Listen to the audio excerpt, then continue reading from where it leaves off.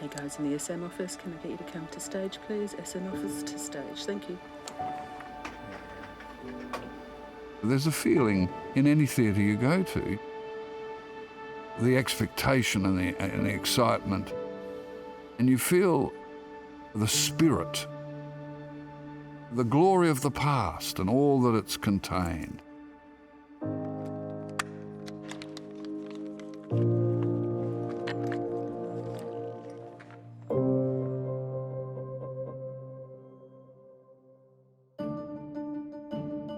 I think it is one of the most exciting new theatre projects that I'm aware of globally. It's just got that heart and soul sense of performance for South Australia. I know that it's going to be not just world class, but cutting edge world class. How many theatres are there that are going through this level of transformation right now? She's more than 100 years old. She survived 2 world wars, the Great Depression, and now 2 pandemics. But she's still here, right on Grote Street, shining brightly. Let's take a look at the stunningly redeveloped Her Majesty's Theatre. The last remaining Tivoli-fronted theatre in Australia, this iconic South Australian venue houses some of the country's finest entertainment history. We're taking you behind the scenes to look at the $66 million redevelopment championed by Adelaide Festival Centre. It's in the heart of the city, and we know that this place was a special place to our people, and because it was known as Tandandunga, being the dreaming place of the big red kangaroo. And when you understand that a place like this is about bringing people to celebrate, to enjoy, to connect, to share, it is a perfect place when we understand even those values of reconciliation. I saw Nancy Hayes in Sweet Charity. I saw Barry Humphries there. I saw the British performer Joyce Grenfell there. I fell in love with live theatre, and I got a job on the J.C. Williamson musical Mame, working backstage as a quick change dresser. Then I was like, this is the life for me. That theatre really started my career off. I can remember it in the late 50s when my grandmother would take me there to community singing. We weren't that well off, so we'd go to the cheap seats, which were up in the gods, and they were literally wooden benches. On Friday nights, the curtain would go up and all the working men would be in the gods, and they'd have been next door at the Metropolitan Hotel getting shickered on beer. And then they'd go over to the market and they'd get half a crayfish and bring it into the gods, and they'd sit there watching the vaudeville show, eating their crayfish. And of course, when the curtain went up, the smell of crayfish. My grandpa actually had a song that premiered on the stage of the Maj back in the 1930s as part of the pantomime Beauty and the Beast. So I feel a great sense of connection with the place, and I think that's something a lot of people have. The Adelaide Landmark was opened in 1913 as a 3,000-seat theatre called the New Tivoli. After a series of name changes, it was called what we recognise today as Her Majesty's Theatre, or the Maj. Although redevelopments in the 1960s and 70s removed many of its unique architectural features and more than halved the theatre's capacity to around 900 seats. It was no longer big enough, large enough to attract long-running shows touring Australia, like the musicals, for example, and big theatre productions. So Adelaideans were missing out on that. So it was very much in need of an upgrade. Now run through them all again, please, Rick. Yep. Why did we want to redevelop Her Majesty's Theatre? Yep. Well, I think in many respects it's in the right place. The other issue was there is only one commercially viable theatre in the square mile. If we're able to develop Her Majesty's back to a roughly 1,500 seat capacity, then we could start to put some of the musicals down there. So in other words, there was real demand from audiences and performing ensembles to have another commercially viable theatre. Well, I thought it was very exciting. We had a good idea but nowhere to go because the footprint was not big enough to really do what we are doing now. And so the opportunity arose in late 2013 to buy 62 Grote Street, immediately adjacent to the theatre. When the opportunity arose to purchase next door, an appeal was launched to raise $5 million. With Adelaide Festival Centre Foundation working hard to fundraise and a loan from the state government, work on the $66 million redevelopment commenced in June 2018 to transform this iconic South Australian theatre into a world-class venue. Everyone remembers what was here, and although we all loved what was here, there were elements to it that were tired and sad and definitely needed a facelift and a renovation of some description.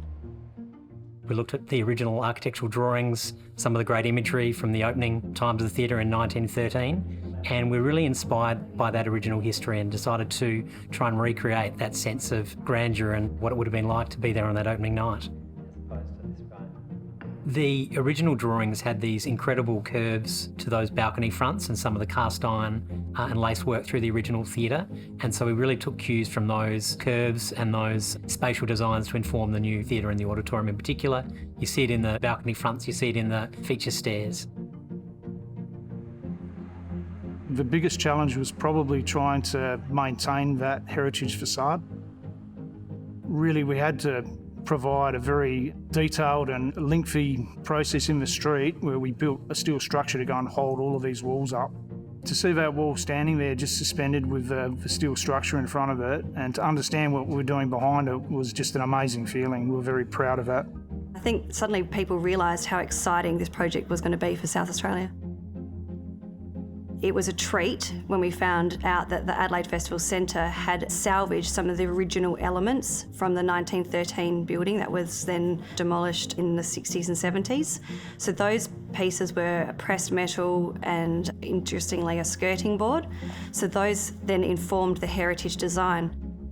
The pressed metal had a diamond shape on it that we then elongated into an elongated hex form that you see here is the foyer tile. Those diamonds are actually also what inform the diagrid facade that looks out onto Grote Street, so everything references itself from the inside out. My favourite element is the joinery. It is so special, it is incredible workmanship, and it's going to be a wonderful theatre experience. The new Her Majesty's offers 1,500 seats now. We've got better bars, we've got better toilet facilities. The whole building has this incredible level of architectural finish. It's now a very comfortable place to be, it's a comfortable place to sit.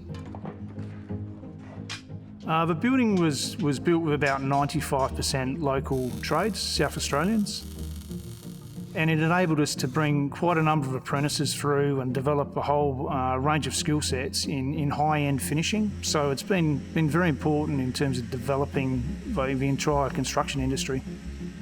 It's a very South Australian project in its identity, and it's, we thought it was really important to have South Australian contractors and artisans that would work on the build.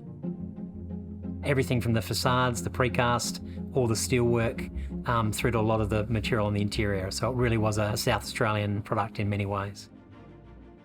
It's extensive, it's spectacular. I think the architects and the builders have done just an extraordinary job in drawing together the threads of her history and then very subtly stitching them into the tapestry that is now the magnificent interior. And of course, we'll all love that there's enough toilets for the ladies. It's work, made with love, and you can feel it, and that will be the legacy. Artists will perhaps have the best view of this redeveloped auditorium. The new design features 1,467 seats, it's wheelchair accessible, and the Grand Circle, the third tier, returns after nearly 60 years. Now, the larger capacity and the bigger stage size mean that Her Maj will be able to host at least 50 extra performances a year and attract the world's best touring shows and musicals. I think it brings South Australia into line with places like Sydney and Melbourne. Without a doubt. It'll attract a lot more shows to South Australia, and that can only be good for our cultural life This would have to go down. Certainly in Australia is one of the best theatres on the circuit. It is totally 21st century. It has a rehearsal room with a sprung floor, which is exactly the same size as the stage. For performers, the backstage area now is beautifully equipped. The famous signature wall has been signed by many of the great luminaries who've graced Her Majesty's stage over the decades. Dame Maggie Smith, Lauren Bacall, Spike Milligan, Barry Humphries, just to name a few. In a nod to the theatre's rich history, it took builders 9 days to deconstruct the signature wall and restore it here backstage, brick by brick. Now no performer will pass without seeing the names of those who've stepped before them. And there's plenty of space for them to leave their marks. Now, new generations of performers will work on those boards, and new generations of audience members will sit on those plush seats and enjoy and learn and have their views challenged and laugh and cry and be part of that beautiful theatre story. The audience, their experience comes from the front door. And so the moment that you walk through the doors and you walk into that foyer, you're already overwhelmed at how beautiful she is. And then as you transition into the auditorium, it's another step. And then, of course, final step is us. And we know we're going to smash it.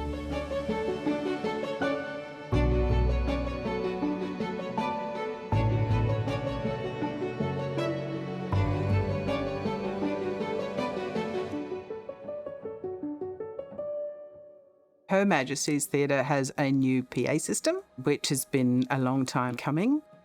We want to turn her on and make it loud.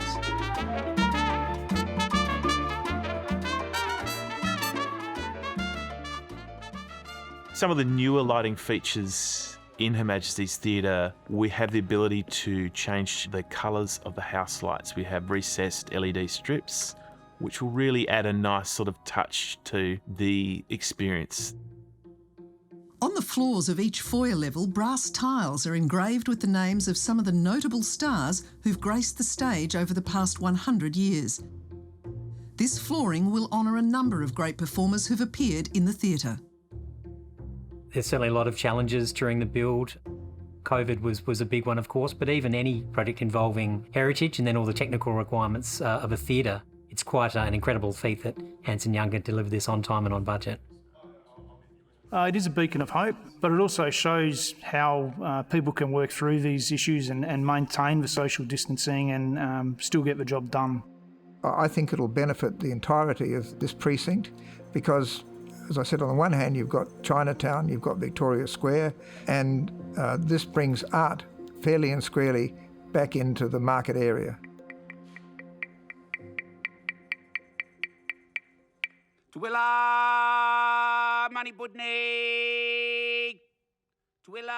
A smoking ceremony is about saying we bring new beginnings, we send away the sad or the old. We also allow people to be reconnected to this place because it gives it the smells of the land itself, because the land is the oldest thing in the world. We actually had a special word called Bamba Bimbaya, which meant place of meeting and gathering. And we know now, even today, it's known as the place of festivals and arts, and so what a wonderful place to come. It's very special, isn't it? Very special to come here today and see a project completed on time, on budget, and beyond everyone's dreams.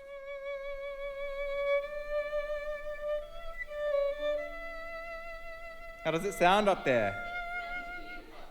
It's a belief in our sector and the artists. We have something very precious here, and we're going to preserve it in a working way for future generations. From striking new architectural features to precious details retained from her glory days, and now some extraordinary artisan detailing, Her Majesty's is now reinvigorated and ready to welcome back audiences and performers alike.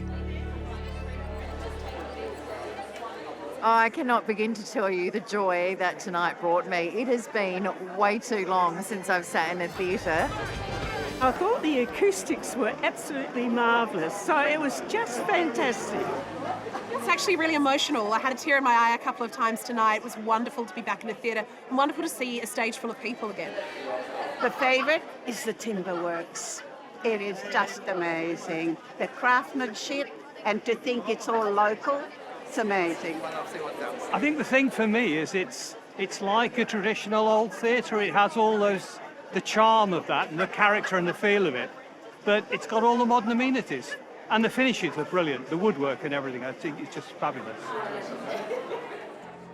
It is a once-in-a-generation project. It's what I'd call a real legacy project. It's a project that everybody will be proud to point to and say I was part of that. Our theatres are open to everybody, and they should be. You know, these places are owned by the public. They belong to the public, and so we have to make them as accessible as possible. By welcoming back the new Madge into the Adelaide Festival Centre family of venues, what we really do here is spread out that notion of arts for all. It really, I think, underscores the role of the Adelaide Festival Centre as an organisation as really being the heart of creative arts in the city and community. I think there are a whole heap of, I guess, what you would call, kind of instrumental reasons why the Madge is such a good investment for the state. So I think the role that the Madge can play in a very real way to really consolidating the fabric of who we are as South Australians is something that will come to pass. She's so moved on with the times, and now with this splendid redevelopment, she's very much a 21st century gal. I hope that South Australians cherish her. I think a lot of wonderful memories will come back to me about the times I'd worked at Her Majesty's, and I hope it happens for the general public too, because what has been done and created is something super, super special. There's a feeling in that theatre. There's a feeling in any theatre you go to. You feel the anticipation of what you're about to see, and you feel, the spirit of that gloriously rich past of that beautiful theatre that is crucial to South Australia. I think the timing of the opening is even sweeter for it, because people will appreciate more what we've got here. While Her Majesty's grand opening party is on hold until we can have a full house, the theatre in the meantime is supporting our South Australian artists. Here's hoping that sooner rather than later we can all get together to experience the grandeur and the beauty of the new Her Majesty's. I know we'll be enjoying her for another 100 years.